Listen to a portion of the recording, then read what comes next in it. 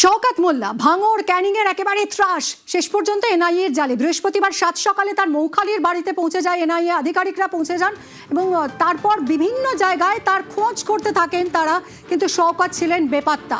শেষমেশ এনআইএর জালে কামালগাজী থেকে এনআইএ আধিকারিকরা তাকে গ্রেফতার করেন। কিন্তু কিভাবে ধরা পড়লো শওকত, কি প্ল্যান ছিল তার, কোথায় কোথায় লুকিয়েছিল, সব জানবো। কল্যাণ রয়েছে আমার সঙ্গে। এনআইএর জালে শওকত মোল্লা এবং সাকরেতকে নিয়ে সীমান্ত পারের ছক কষেছিল শওকত, সেরকমই খবর পাওয়া যায়। বৃহস্পতিবারই শওকতের গতিবিধির আঁচ পায় এনআইএ। বিএসএফকে সতর্ক করে নজরদারি বাড়ানোর পরামর্শ দেওয়া হয় এবং এনআইএর পরামর্শ মতো নজরদারি বাড়ায় বিএসএফ। এনআইএ জাল গোটাচ্ছে টের পেয়ে সীমান্ত পারের সিদ্ধান্ত বদল করে তৃণমূল নেতা এবং সিদ্ধান্ত বদলে কলকাতার কাছেই গা ঢাকা শওকতের। অন্যের মোবাইল থেকেই পরিবারের সঙ্গে যোগাযোগ করতে থাকে সে। ঘনিষ্ঠদের জিজ্ঞাসাবাদে শওকতের গতিবিধি জানতে পারে এনআইএ। কলকাতার কাছ থেকেই শেষমেশ জালে শওকত।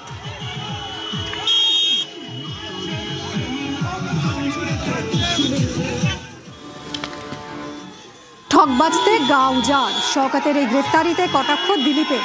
জনরোষ থেকে বাঁচাতেও তৃণমূল নেতাদের গ্রেফতারি দরকার বলে সওয়াল করেছেন মন্ত্রী দিলীপ ঘোষ।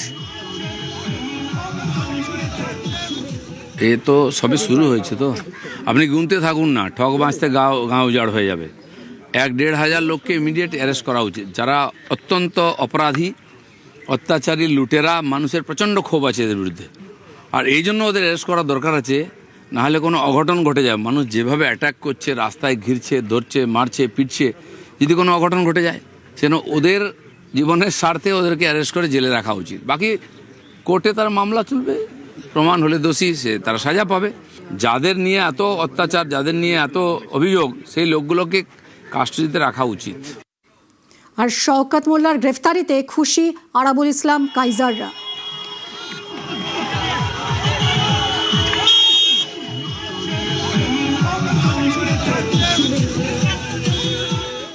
আমার মাথায় অবজারভার হিসেবে ওনার কাজ করার দায়িত্ব ছিল, কিন্তু উনি টোটালটা দখল করে দিয়েছিলেন।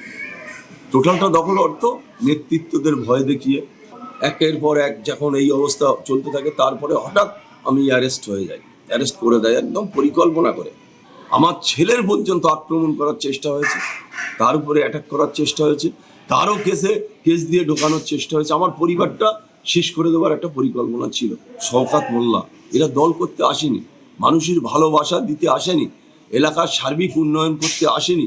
এরা এসেছে লুট করতে, তোলাবাজি করতে। আজকে সরকারি খাস জমি বিক্রি হয়ে যাচ্ছে, ওয়েটল্যান্ড বিক্রি হয়ে যাচ্ছে, খালের ক্যানেল বিক্রি হয়ে যাচ্ছে। টোটালটাই শওকত মোল্লার নেতৃত্বে সে অ্যারেস্ট হয়। আমরা সবাই খুশি, ভাঙড়ের মানুষ খুশি। শওকত মোল্লা বহু মানুষের মায়ের কোল খালি করেছে, বহু মানুষকে খুন করেছে। আমরা অনেক দিন থেকে দাবি করছিলাম যে ভাঙড়ে এবং ক্যানিংয়ে যত অশান্তি, বোমা বিস্ফোরণ বা আগ্নেয়াস্ত্র উদ্ধার হওয়ার যত কিছুর মূলে এই শওকত মোল্লা, এবং এর নামে বহু কেস আছে। পুলিশ যদি সুষ্ঠুভাবে তদন্ত করে, এনআইএ যদি সেইভাবে তদন্ত করে, এই শওকত মোল্লা 2-10 বছর আর জেল থেকে বেরোতে পারবে বলে আমার মনে হয় না।